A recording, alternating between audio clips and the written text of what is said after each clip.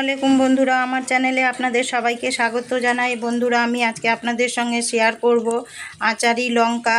এই আচারি লঙ্কার জন্য প্রথমে আমি একটা মশলা তৈরি করে নেব, যার জন্য আমি নিয়ে নিচ্ছি প্রথমে কালো সর্ষে, হলুদ সর্ষে, মেথি দানা নিয়ে নিচ্ছি, জিরে, ধনে, মৌরি, কালো জিরে, জোয়ান, এগুলো সব আপনারা আপনাদের সামগ্রী অনুযায়ী সব মশলা নেবেন। যেরকম কাঁচা লঙ্কা থাকবে সেই অনুযায়ী সব মশলা নিতে হবে। আমি এখানে সব 2 চামচ করে নিয়েছি। দেখুন মশলা ভাজা হয়ে গেছে, সুন্দর গন্ধ বেরোনো অবধি। এবার আমি এখানে নিয়ে নিচ্ছি মোটা লঙ্কা। এবার এই ডাঁটি ছাড়িয়ে আমি মাঝখান থেকে 2 ফালি করে কেটে নিয়েছি। এবার কড়াইয়ে দিয়ে দিচ্ছি সর্ষের তেল। এই তেল আমি গরম করব একদম ধোঁয়া ওঠা পর্যন্ত।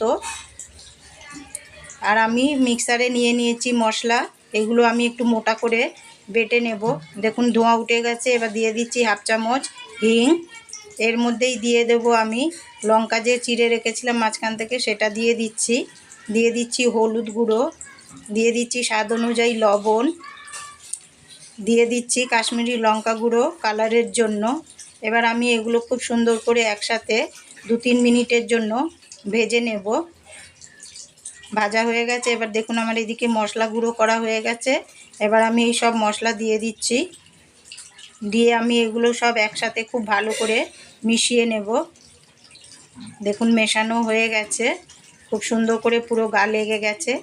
এবার এর মধ্যেই দিয়ে দিচ্ছি একটা গোটা পাতিলেবুর রস। টক টক একটু ঝাল ঝাল হবে, গরম ভাতের সাথে বা রুটির সাথে দারুণ লাগে খেতে। এটা আপনারা 15 দিনের জন্য এয়ারটাইট জারেও রেখে দিতে পারেন। দেখছেন বন্ধুরা কত সুন্দর হয়েছে।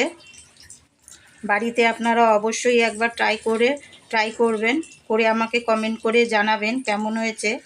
আর আমার রেসিপি যদি আপনাদের ভালো লাগে তাহলে প্লিজ আমাকে সাপোর্ট করবেন, আমার পাশে থাকবেন। লাইক শেয়ার কমেন্ট করতে ভুলবেন না। তাহলে দেখা হচ্ছে আবার পরের ভিডিওতে। আল্লাহ হাফিজ।